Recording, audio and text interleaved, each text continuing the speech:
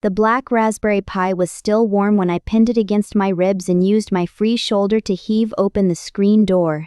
The bottom hinge had been sticking for as long as I could remember, and my parents' Circleville house never fixed anything until it broke all the way. Inside, the place was loud and busy the way it always was on weekends. Dad sat reclined in the living room, eyes locked on a Reds game. Mom moved in quick, efficient passes around the kitchen island, keeping one eye on 6-year-old Tita, while handing 8-year-old Sable a juice box.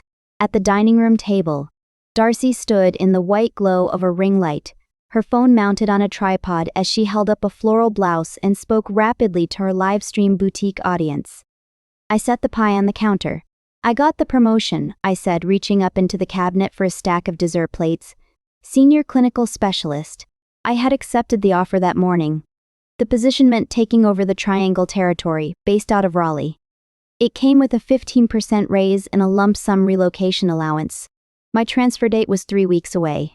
Mom wiped down the countertop around the pie tin without breaking her rhythm. "That's wonderful, honey."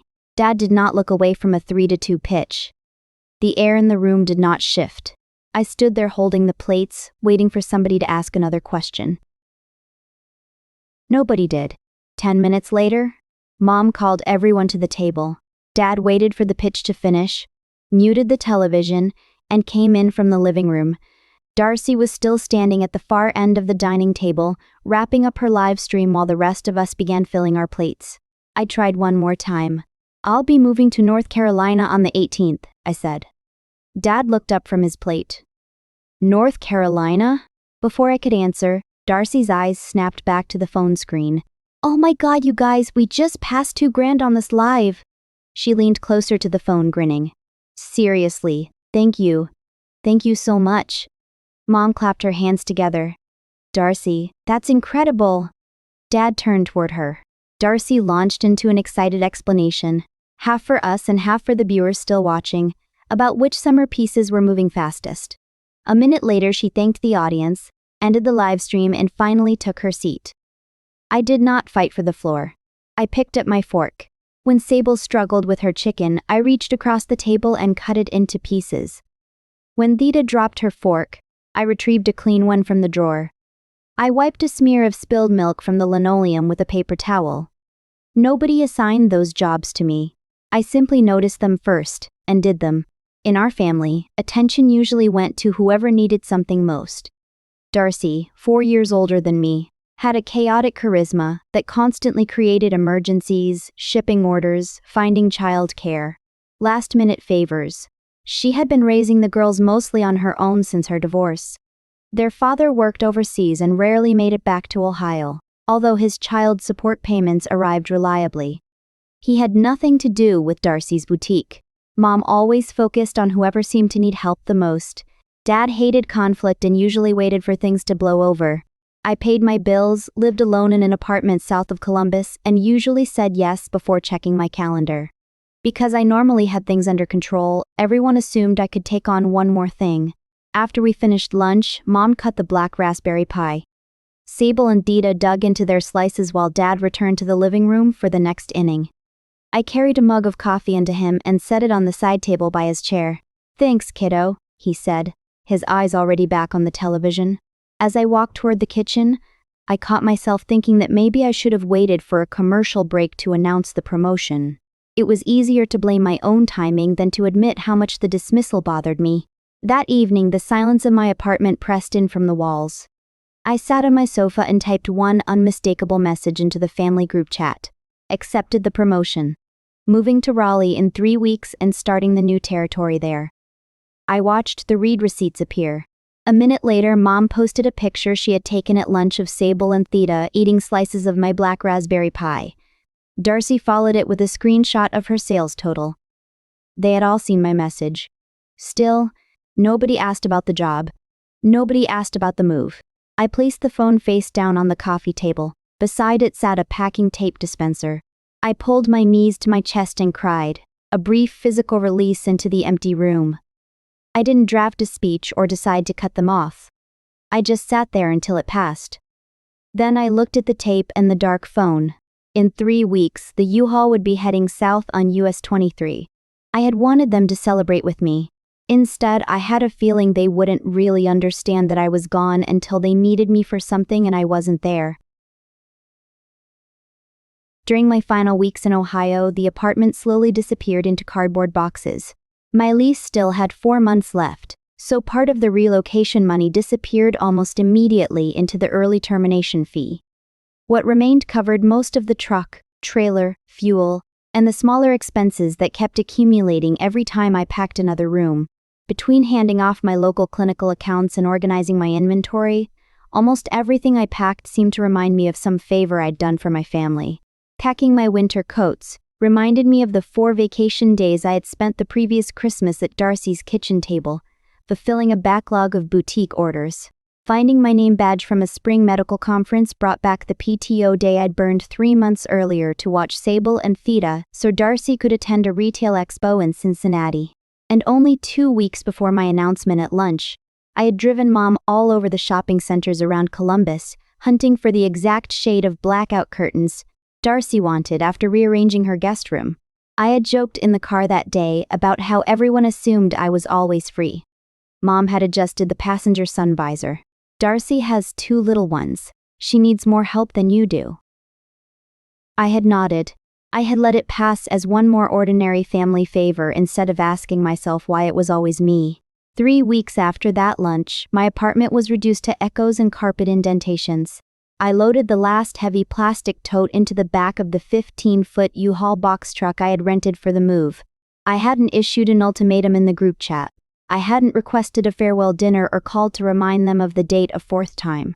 A quiet, stubborn part of me still hoped somebody would remember on their own, while another part realized that staying quiet spared me the humiliation of asking to be noticed yet again. I wanted to belong without causing friction. I pulled down the U-Haul's metal cargo door and secured the latch. My car sat on an auto transport trailer behind the truck, its front wheels secured beneath the tire straps. The employee at the rental lot had walked me through the hitch connection and the straps when I picked everything up. Before leaving, I circled the rig once more and checked each point the way he had shown me. The whole setup felt enormous. I had already planned my first gas stop around a station where I could pull straight through without having to back the trailer. I climbed into the cab. I was turning the ignition key when my phone vibrated in the cup holder. A text from Mom illuminated the screen. "Can you come home this weekend? Darcy has a huge live stream Saturday and needs someone to watch the kids." I stared at the message. In Mom's head, I was apparently still the person she could call whenever Darcy needed help. My fingers twitched with the old reflex. I instinctively started drafting an apology in my head. "I'm so sorry. Maybe I can find a sitter for her." I stopped myself and typed, "I can't. I'm moving to North Carolina today." The U-Haul was in gear and pulling out of the complex before the screen went dark. It took 3 hours of driving before the phone chimed again. At a rest stop in Kentucky, I stood beside the truck and read the message twice. "You mean you're really leaving today?" Mom had heard that I was moving. She even knew the date had been approaching. But until my absence interfered with something Darcy needed, it apparently hadn't sunk in. I slipped the phone into my pocket. I didn't reply.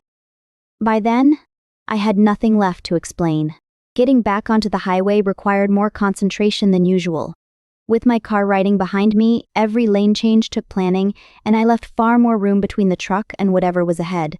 As the familiar Midwestern sprawl gave way to the rolling Appalachian foothills, old memories surfaced.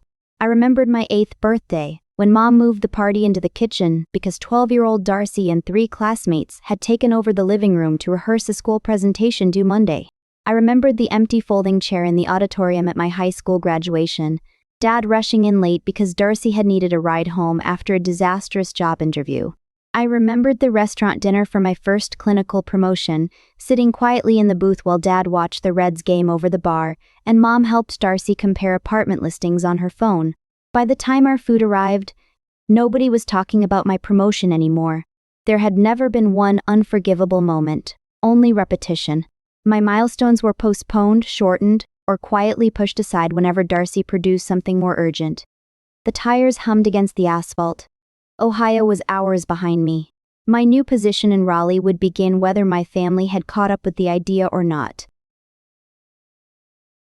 At first, I dealt with everything by staying away. I arrived in Raleigh exhausted and ate a pulled pork sandwich with hush puppies from a takeout place down the road while sitting on a taped moving box. The next morning, I finished unloading the truck. I backed my car carefully off the transport trailer and left it in the parking lot, then drove the empty U-Haul and trailer to the designated return location. A rideshare brought me back to the apartment an hour later. By afternoon, my own car was sitting downstairs ready for work. I woke up those first mornings in a bedroom I couldn't yet navigate without thinking about it. The promotion to senior clinical specialist was not something I could coast on. My new territory included larger hospital systems and a dense network of outpatient clinics. I had unfamiliar administrators to learn, new surgical teams to train, and a calendar that seemed to rearrange itself every time I thought I understood it. During my first week, I realized 20 minutes before a presentation that I had forgotten to charge one of the demonstration units overnight. I plugged it into the car charger and spent the drive silently begging the battery to last long enough to get me through the presentation. 2 days later, I parked at the wrong entrance of a sprawling medical complex and had to walk nearly half a mile in dress flats to reach a morning training session. I missed Ohio anyway. There were evenings when I opened Mom's contact, stared at her name and then locked the screen again. Distance protected my calendar. It did not immediately shake off the feeling that being useful was the only way to stay close to my family. A few weeks after the move, Mom was hosting Aunt Corinne's birthday lunch at my parents' house. The group chat buzzed. "Are you coming back Saturday? If you are, can you get here by 10? I need help setting up the folding tables before everyone gets here, and Darcy could use help with the girls." At least Mom remembered I lived in Raleigh. What hadn't changed was her assumption that I might still make the trip. I typed back, "I'm not coming this weekend. I'll call Aunt Corinne on her birthday." By Saturday afternoon, the group chat lit up again. Mom wrote that she had kept thinking I might surprise them. Darcy said Sable had spent part of the morning asking whether I was still coming. Dad added that relatives had asked about me. They knew I lived 500 miles away. They still treated staying in Raleigh as a choice I was making against them. Mom called Sunday evening. I sat on my sofa while she described how difficult the party had been without me. She had spent the afternoon going back and forth between the food and the girls. Several trays of appetizers had stayed in the kitchen longer than she wanted. Dad had to leave a conversation in the driveway to unfold tables, carry chairs, and clear plastic yard toys away from the walkway. Sable kept asking when Aunt Linnea was getting here, Mom said. The guilt hit immediately. I loved Sable. I loved Theta. They had not created any of this. But as Mom kept talking, another fact became impossible to miss. The party had happened. Dad had carried the chairs. Mom had managed the food. Everybody survived. "Mom," I said. "I told you I wasn't coming." "I know. I just thought you might make the drive for family." Somehow that bothered me more than if she had simply forgotten. She knew where I lived. She simply had not adjusted her idea of what I was supposed to do. Before I could decide whether to argue, she changed the subject and began telling me about Darcy's boutique. Online sales were strong enough that Darcy had started looking at possible brick-and-mortar storefronts in downtown Circleville. I listened for a minute, then I interrupted. "I have to go, Mom." I ended the call. Afterward, I sat there holding the phone and realized I had ended a family conversation without first making sure no one was upset with me. By mid-October, the annual pumpkin show had taken over downtown Circleville. For my family, it was practically its own season. Food, parking, crowds, pickups, grandchildren, and somebody always needing something from somebody else. Mom texted to ask whether I was coming home for it. I replied that I would be staying in Raleigh. My stomach tightened while I waited. 10 minutes later, she sent a single disappointed face emoji, nothing else. No phone call. No argument. No campaign through Darcy. I stared at the little face on the screen. It was the first time I had said no, disappointed her, and watched nothing terrible happen afterward. My family was getting used to doing without my help. They still knew almost nothing about my life in Raleigh. Sometimes I wondered what would happen when they finally came to see it. 2 years after I drove the U-Haul out of Ohio, I turned 30. I still had not been back to Circleville. The first Christmas, work had kept me in North Carolina for part of the holiday week, and I had used the excuse more eagerly than I admitted. The second year, I spent Christmas in Raleigh with friends. After that, Staying away stopped feeling like a temporary decision and started feeling normal. My contact with the family had thinned without completely breaking. The group chat still carried birthdays, holiday greetings, and school pictures of Sable and Theta. Through it, I watched Darcy open the brick-and-mortar storefront she had been planning. The family celebrated with photographs of clothing racks beneath crisp white lights, metallic balloons near the register, and a freshly painted wooden sign above the entrance. I typed, "Congratulations. It looks beautiful." Darcy replied with a red heart. Meanwhile, Raleigh had become familiar. I learned which hospital parking decks to avoid on busy weekday mornings, which clinic coordinators preferred email, and which surgical teams wanted every technical detail before they would let me touch a training console. I trained new employees, handled complex regional implementations, and eventually earned another promotion. Regional Clinical Manager. This time I did not call Ohio with the news. I celebrated on a Thursday night over dinner with two colleagues who understood exactly what the title meant. I also bought a home. It was a modest 2-bedroom condo in North Hills, an expensive part of Raleigh, but the older unit fit my budget and put me close to I-440. I painted the living room sage green and bought a comfortable gray sofa. Then I adopted Harlan, a standard poodle with an uncanny ability to notice when I was upset before I did. When work took me out of town overnight, he stayed with a reliable dog sitter a few buildings away. Harlan was also how I met Coulter. His beagle, Rowan, tangled his leash around Harlan's at the neighborhood dog park. The dogs repeated the maneuver often enough that Coulter and I eventually stopped pretending our conversations were accidental. He worked at a rehabilitation device startup and had a calm, unhurried temperament that initially made me suspicious simply because I was unused to it. One evening, we were eating grilled salmon at my kitchen island when my phone began vibrating across the countertop.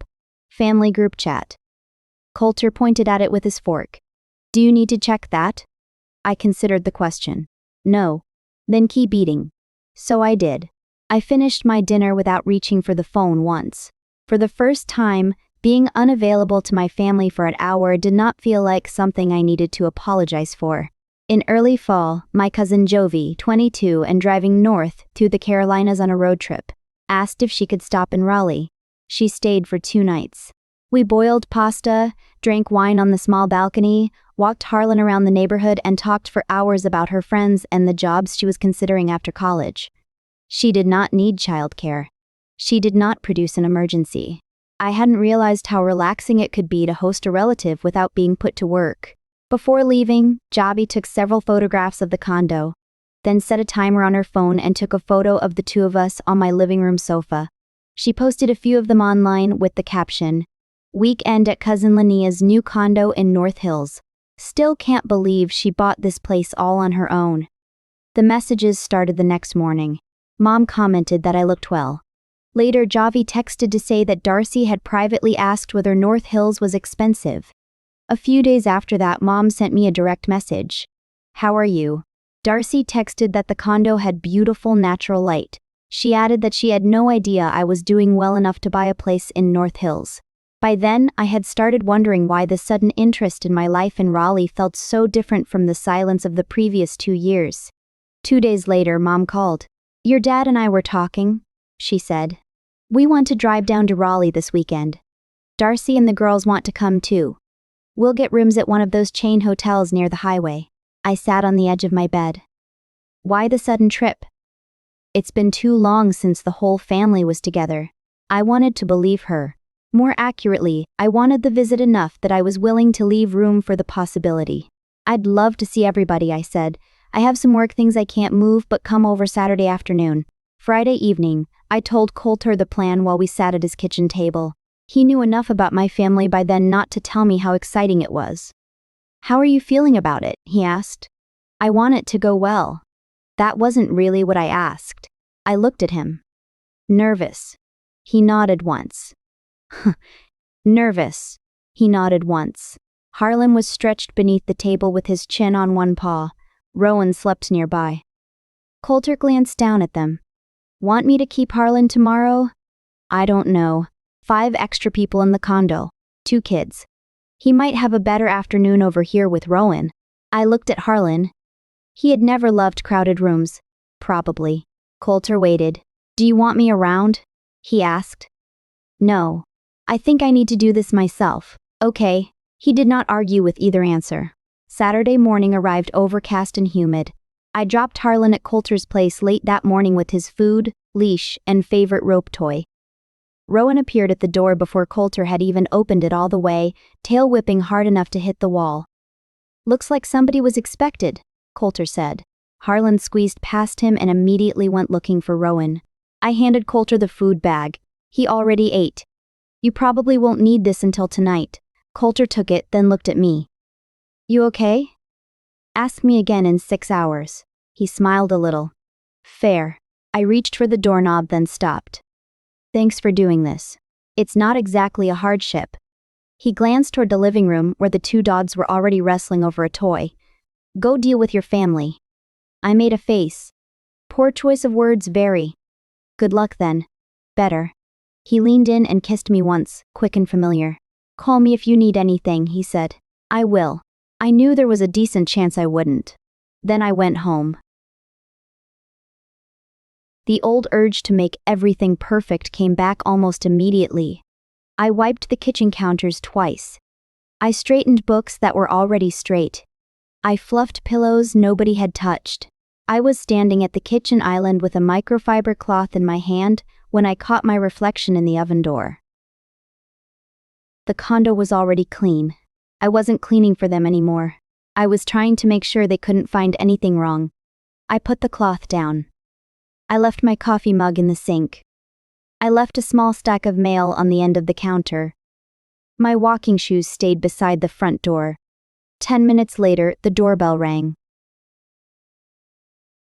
Mom hugged me first and held on a beat longer than usual. Dad followed with a brief, solid squeeze. Darcy barely had time to step through the doorway before Sable spotted me. Aunt Linnea. She hurried past her mother and threw both arms around my waist. I laughed and hugged her back. Hi. You. Theta came in right behind her and wrapped herself around my side. Hey, no fair, she got there first. I have 2 arms, I pulled her in 2. For a few seconds I had both girls pressed against me, Sable nearly up to my shoulder now and Theta talking into my shirt too fast for me to understand. I leaned back to look at them. When did you 2 get this big? Sable rolled her eyes. You always say that. Because you keep doing it. Theta grinned. I lost another tooth. She opened her mouth and pointed to the gap before I could ask which one. I see that. It came out at school. And she showed everybody, Sable said. Obviously, Theta replied. I laughed. I had missed them more than I had allowed myself to think about. Darcy glanced down at their feet. Girls. Shoes. Oh. They let go of me long enough to hurry back to the entryway, pull off their sneakers, and leave them beside the door. Then they were back at my side almost immediately. Theta looked past me into the living room. Whoa. What? She turned slowly, taking in the room. Whoa. What? She turned slowly, taking in the room. Your house is really clean. Theta, Darcy said. What? It is. I cleaned this morning. Sable glanced at her sister. So did Mom. That is not the same thing, Theta said with complete seriousness. Mom laughed and touched my arm. It's beautiful, honey. Darcy looked around at the large windows and the sage green walls. It really is. She sounded a little too enthusiastic. Then she lifted the white bakery box she had been carrying. And we brought dessert. Mom brightened. You should have seen her. We stopped near the hotel and Darcy sat in the car reading reviews for 5 different bakeries before she would let us pick one. 5, I said. Darcy shrugged. I wanted to make sure we got something good. The reviews were all over the place, Mom said. One place had beautiful pictures, but people kept saying the cakes were dry. It had 4.2 stars, Darcy said. That's suspicious. I laughed. You investigated. I took dessert seriously. There was something almost endearing about how much effort she had put into it. Mom smiled at me. And I remembered you always loved chocolate. Darcy set the box on the kitchen counter and opened the lid. Inside was a dense chocolate cake covered in thick fudge rosettes. I looked at it for a second. I had asked for strawberry shortcake on every birthday since I was 7. Looks great, I said. Darcy seemed pleased. I knew that place was the right one. Mom touched the edge of the box.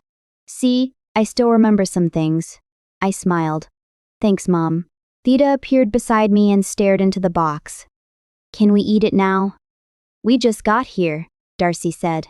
That wasn't my question. Sable groaned. She asked that in the car too. I bumped Theta lightly with my hip. You can survive another few minutes. She looked doubtful. We'll see. Mom looked toward the hallway. Are you going to show us around? There isn't that much to show.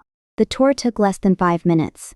I showed them my bedroom, the second bedroom with a daybed and desk, and the small balcony off the living room.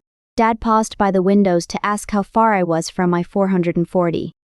Mom admired the hardwood floors. Darcy asked whether the appliances had come with the condo.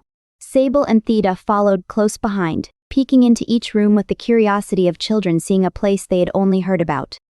On the way back to the kitchen, Mom slowed beside me. You really did all this yourself, not all at once. She looked around the condo once more. Well, you did good. Thanks. Darcy was already heading toward the bakery box. Okay, she said. I think Theta has waited long enough. I have. Theta called from behind us. Mom laughed and moved into the kitchen. Where do you keep your knives? Second drawer to the right. She found a serrated knife and began cutting the cake while Darcy collected small plates. Darcy carried the first 2 slices into the living room. Sable, Theta, sit down if you want cake. They appeared immediately and settled on the rug near the coffee table. Mom brought out the remaining plates. Dad took the corner armchair. Mom and Darcy sat on the gray sofa. I sat across from them. For the first time since they arrived, all 6 of us had settled in one place. Everyone had a slice of cake. I held mine on my lap without taking a bite. The conversation stayed easy. The girls compared the cake to something they had eaten at a birthday party. Dad complained about highway construction outside Charleston, West Virginia. Mom told me the hotel showerhead had been designed by someone who hates women's hair. Darcy laughed more than anyone. She asked where I grocery shopped, whether I liked the neighborhood, and whether I knew the people in the other units. It was more interest in my Raleigh life than I could remember getting from her in years. I wanted to enjoy it, so I did. Dad told me about a nervous left fielder on the youth team he had been helping with that summer, a kid who dropped 3 easy pop flies before finally catching one in the last inning. By the time Dad finished imitating the boy's terrible glove position, I was laughing hard enough to steady the cake plate on my lap. For a few minutes, it felt like the kind of visit I had hoped we might have. Dad looked at me. So, he said. Regional clinical manager. He got the title exactly right. How many people do you manage now? 12. His eyebrows rose. Across 3 states, I added. That's a lot. For once, somebody was asking about the actual job. I told him a little about the travel, the hospital accounts, and the people I managed. Mom asked how often I had to fly. Darcy wanted to know whether I liked being in Raleigh. For a few minutes, the questions felt ordinary. Then Mom looked around the condo. I still can't believe you bought this place and never told us. It just never came up. Darcy glanced toward the windows. Javi said North Hills is expensive. It can be. Is the mortgage high? It fits my budget. Mom tilted her head. What does a regional job like yours pay? I looked at her. Enough. Darcy smiled as though the question were harmless. Do you have one of those huge HOA fees? It's manageable. How much did you have to put down? Mom asked. The questions were coming too quickly now. I set the untouched plate on the coffee table. The condo works for me. That's about as detailed as I want to get. A brief silence followed. Darcy glanced at Mom. Then she looked at the girls. Sable, Theta, why don't you take your stuff into the second bedroom for a little while? Sable looked up. Why? Because the adults need to talk. That answer got her attention. She looked at me. Can we? Sure. Darcy reached into her tote and handed Theta a coloring book and a pouch of colored pencils. Sable took a small activity book and her tablet. The second bedroom? Sable asked. Down the hall, I said. The one you saw earlier. The girls gathered their things and disappeared down the hallway. A moment later, I heard the second bedroom door settle almost closed. Darcy waited until they were out of earshot. Mom leaned forward and set her plate down in front of her. Darcy is having some trouble, she said. I looked at my sister. The easy afternoon was over. Darcy cleared her throat. The bright confidence she used on live streams was gone. The store isn't working, she said. The physical storefront had been open for 8 months. Her online boutique had continued running the entire time and still brought in orders. The problem was that walk-in traffic never came close to what she had expected, while the storefront added rent, utilities, insurance, payroll for 2 part-time employees, and far more inventory than the online business had ever required. She had already decided to close the physical location. "I can close the doors," she said. "That's not the problem. The problem is getting out of the lease." She had personally guaranteed it. The landlord was willing to discuss an early termination, but not for free. Darcy still had final payroll and employment taxes to cover, vendor invoices, remaining rent obligations, and inventory that needed to be cleared or moved back into online sales. By Darcy's estimate, she was facing roughly $39,000 in remaining obligations, though the final lease number was still unsettled. Mom and Dad had already contributed some of their savings when Darcy opened the storefront. 3 months earlier, they had helped again when a slow month left her short on payroll. They were done putting retirement money into it. Darcy looked at her hands. "I can cover maybe $9,000 between the cash still in the business, the clearance sale, and whatever I get for the fixtures." She looked up. "That still leaves me about 30 short." Nobody spoke. "I need a loan, Linnea." $30,000. My first thought wasn't about whether I had it. It was about what saying no would do to the room. Darcy leaned forward. "Once I'm out from under the storefront expenses, the online side can carry the business again. I can pay you monthly from that." Mom rested a hand on Darcy's knee. "You're the most financially stable person in this family," she said. Dad rubbed the back of his neck. "Your mother and I have gone as far as we're comfortable going." "I didn't want to ask you," Darcy said. "But I don't have another relative who could realistically come up with that amount. If I keep paying the store expenses, eventually it'll start eating into everything else." The request sat heavily in my chest. I had spent years wanting to be noticed for something other than being dependable. Now they had driven 500 miles to tell me that being dependable was exactly why they needed me. I immediately wanted to fix it. So I started asking questions. "Have you gotten the landlord's buyout number in writing?" "Not yet, we're still negotiating." "Are the vendors giving you payment terms?" "Most of them agreed to 90 days. "What are you selling from the store?" "The racks, display tables, mirrors, mannequins, anything I don't need for online orders." "And the inventory?" "I'm discounting the pieces that need to move and taking the rest back home. I can ship out of the garage again." Her answers told me she had been working on the problem. Halfway through the questions, I realized I was turning her store closure into another project for myself. I stopped. "I need to think." Darcy stiffened. Mom said, "You don't have to decide this second. We're at the hotel all weekend." I stood and went down the hallway. Behind the nearly closed second bedroom door, I could hear Sable and Theta talking quietly. I kept going to my bedroom and closed the door. For several seconds, I stood there with my hands still on the knob. Then the bargaining started. "Just give her 15. The number came so easily that it frightened me. Half the loan. Maybe half the argument. Maybe enough to make everybody breathe again. I sat on the edge of the bed. My hands were shaking. From the living room came the faint scrape of a chair. Farther down the hall, Theta laughed at something Sable said. I pressed both palms against my knees and waited. A few minutes passed. My breathing slowed. The shaking eased.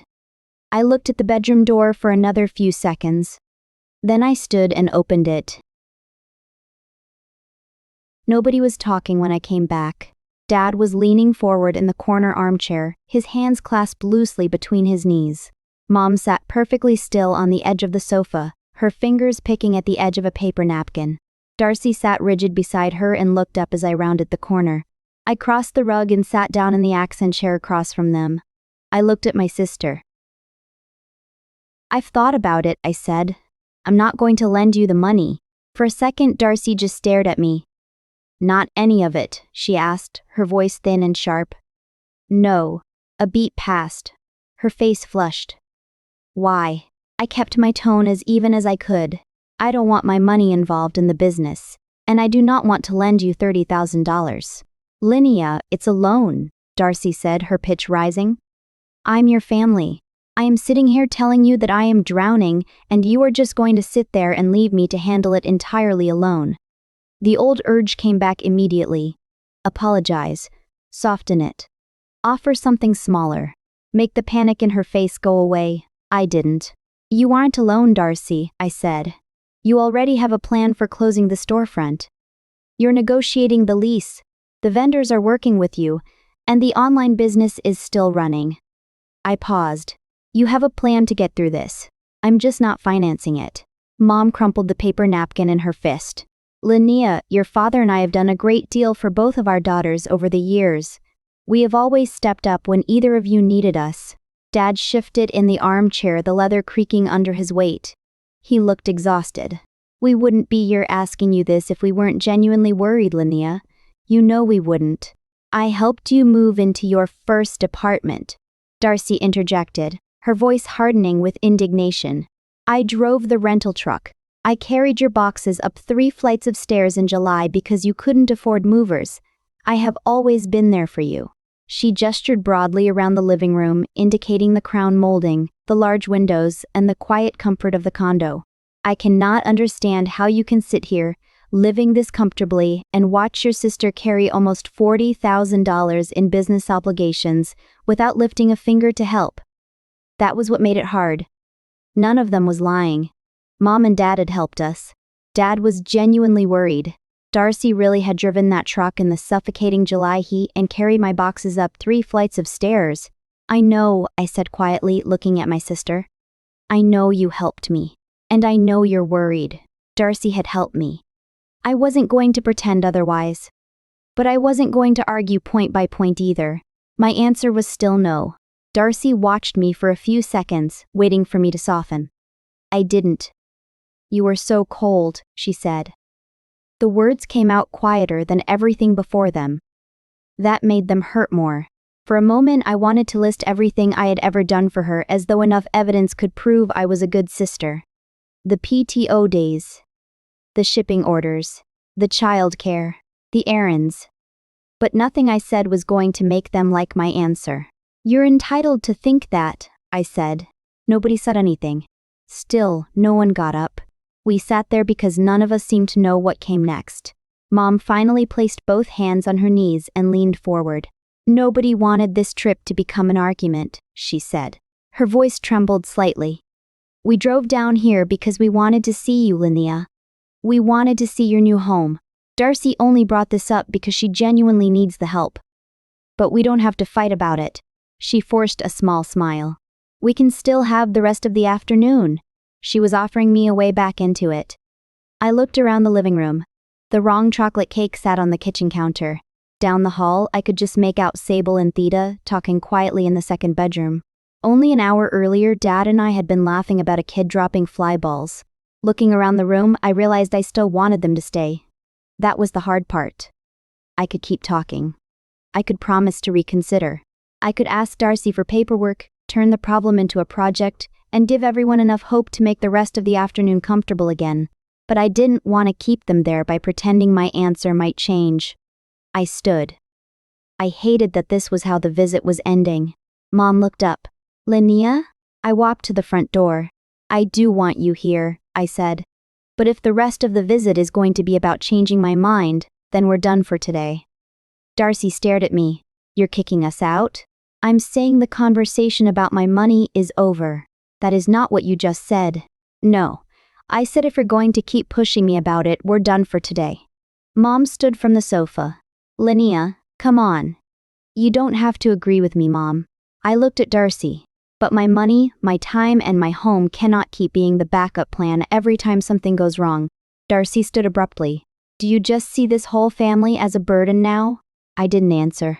You moved 500 miles away, you haven't come home in 2 years, and now suddenly every time somebody asks you for something, it's some kind of violation? That's not what I said. It's exactly what you're saying. No, Darcy, I said I'm not giving you $30,000. It's a loan. And I said no. You keep saying that like it makes the rest of this disappear. What rest? Darcy gave a short, disbelieving laugh. All of it. Everything everybody has ever done for you. My face went hot. I never said nobody has done anything for me. You sure act like it. Stop. She blinked. Stop looking around my house like it proves I owe you something. Darcy's expression changed. I'm looking around because I'm trying to understand how $30,000 is apparently impossible for you when it could keep me from drowning. I never said it was impossible. The room went completely still. Darcy stared at me. Then what are you saying? I'm saying I'm not doing it. For the first time since I came back from the bedroom, she had no immediate answer. Then she shook her head. Wow. I felt my pulse in my throat. How many times do you need me to say no? There it is, Darcy said. What? You been keeping score this whole time? I stared at her. You're the one who just brought up helping me move. Dad lifted one hand. Enough. His voice was not loud. It didn't need to be. Darcy looked away. Mom pressed her lips together. For several seconds, nobody said anything.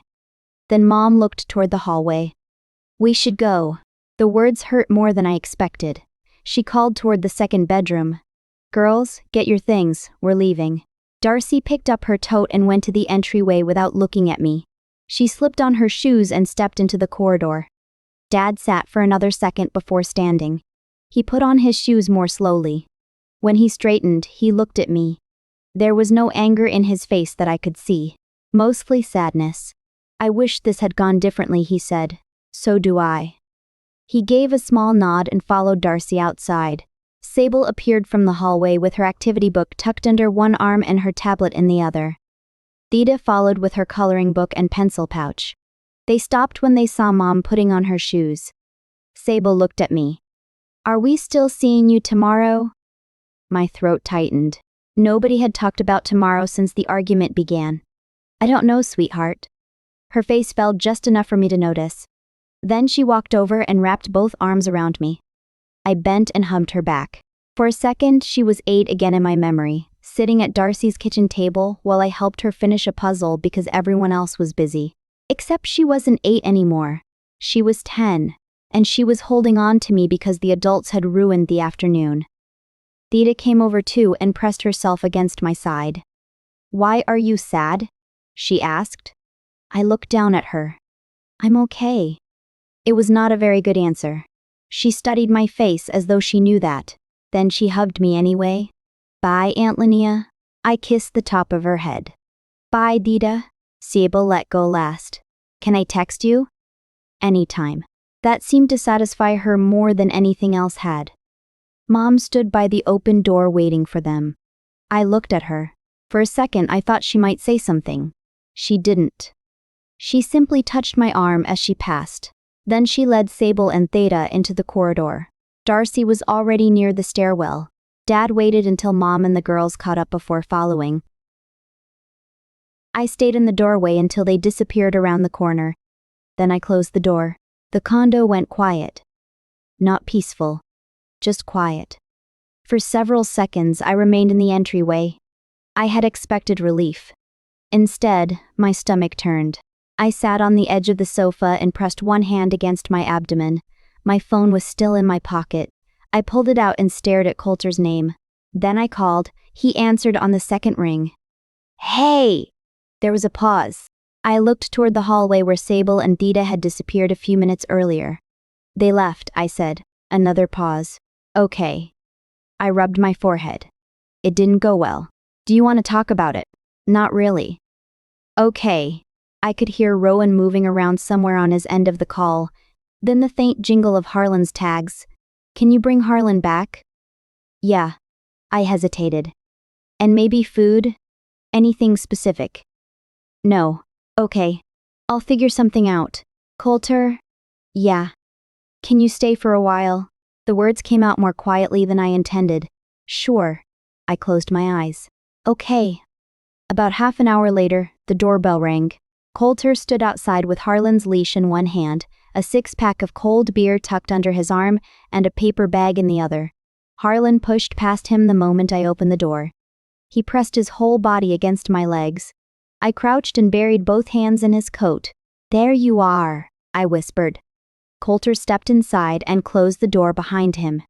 He looked at my face. He did not ask what happened. Instead, he lifted the paper bag. Chicken tenders, fries, barbecue chips. I looked at the beer under his arm. You went all in. I panicked in the snack aisle. A laugh escaped me. It sounded strange after the afternoon I had just had. Coulter smiled slightly. Good sign. Don't push it. Wouldn't dream of it. We ate at the kitchen island. For the first few minutes, neither of us said much. Harlan lay across my feet as though he had decided I might disappear if he moved. I opened a beer and took 2 sips before realizing I had not actually tasted it. Coulter picked up a fry. So, he said carefully, do I hate everyone now? Or am I waiting for further instructions? I looked at him. I don't know, okay. They asked me for $30,000. His hand stopped halfway to the ketchup. Oh, yeah? He lowered the fry. And? I said no. Coulter nodded once. That was all. The lack of immediate praise almost made me laugh. You're not going to tell me I did the right thing? I wasn't there? I stared at him. He shrugged. You said no. I assume you had a reason. I had several. I assume you had a reason. I had several. Then you can tell me when you feel like it. I looked down at Harlan. For a while, I said nothing. Then I told him about Darcy. About Mom. About Dad. About the $39,000 and the lease and how different everything had felt once the money came up. I told him about Sable asking whether she would see me tomorrow. That was the part where my voice broke. Coulter did not interrupt. When I stopped talking, he pushed the bag of barbecue chips closer to me. I let out a short laugh through my nose. That's your response. I'm listening. You're feeding me. I can do both. I opened the bag. We stayed at the island until the beer went warm and the fries went cold. I still felt sick about what had happened. I still wanted to call Mom. Part of me even wanted to call Darcy and take back enough of the afternoon to make tomorrow possible again. I didn't. For that night, it was enough to sit in my own kitchen with Coulter beside me and Harlan stretched across my feet, without anybody asking me to decide anything else. The next morning, Dad texted to say they were leaving Raleigh earlier than planned. He did not mention the money. He did not suggest another visit. I read the message over coffee and set the phone down. A few weeks passed. Then Javi called. I figured you probably heard about the store, she said. I haven't. Oh, there was a short pause. Darcy closed it. She did? Yeah. The sign's down. She did a big clearance weekend, sold most of the fixtures, and moved the rest of the inventory back home. She's shipping everything out of the garage again. I sat down at the kitchen table. Did she work something out with the landlord? Apparently. Mom said she still has some payments to make, but it's not as bad as it was. That's good. The online side's doing fine. Honestly, I think she should have stayed with that in the first place. I didn't answer right away. Is she okay? I think so. Still mad at you probably. I assumed. She'll get over it or she won't. I smiled despite myself. You make everything sound very simple. That's because I'm 22 and irresponsible. That made me laugh. After we hung up, I went back to work. Nothing dramatic happened. My calendar filled with training sessions, flights, hospital meetings, and performance reviews. Harlan and I fell back into our morning walks. Coulter kept showing up. Sometimes we ate at my place. Sometimes I took Harlan to his apartment and Rowan spent the evening stealing toys from him. On weekends when neither of us had plans, we bought groceries together without calling it anything important. One evening, Coulter opened my refrigerator, stared inside, and said, "You own 6 different mustards. They serve different purposes." That is exactly what a person with 6 mustards would say. I threw a dish towel at him. I still miss them. There were nights when I thought about calling Mom and did not. There were mornings when a school picture of Sable or Theta appeared in the family chat and I stared at it longer than I meant to. I sent the girls a package with a few small things I had picked out for them. Sable mailed me a thank you note covered in purple stars. Theta sent a drawing of herself, Sable and me standing beneath an enormous yellow sun. I taped both to the side of my refrigerator. About 6 weeks after the Raleigh visit, Mom called.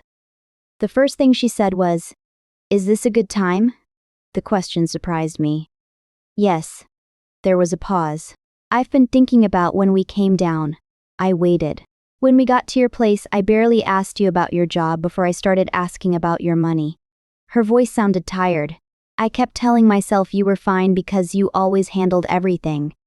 I think I used that as an excuse not to pay enough attention. I looked toward the refrigerator. Theta's drawing was crooked beneath a magnet. I'm not ready to act like everything's normal yet, I said. I understand. Neither of us said much after that. When we hung up, I stayed at the table for a while. I still didn't know what came next, but I didn't feel any need to figure it out that night. The following evening, Coulter and I were washing dishes at his apartment. I told him Mom had called. He rinsed a plate and handed it to me. What are you going to do? I don't know yet. Okay. He turned off the faucet. A few seconds later, he looked at me. Why are you smiling? I glanced toward the living room. Harlan and Rowan were asleep on opposite ends of the rug. My phone was lying on the coffee table. Nothing on it needed an answer before bedtime. No reason. Coulter raised an eyebrow. Very convincing. I laughed. Give me that plate. He did. Outside, a car passed on the street below. Inside, we kept washing dishes.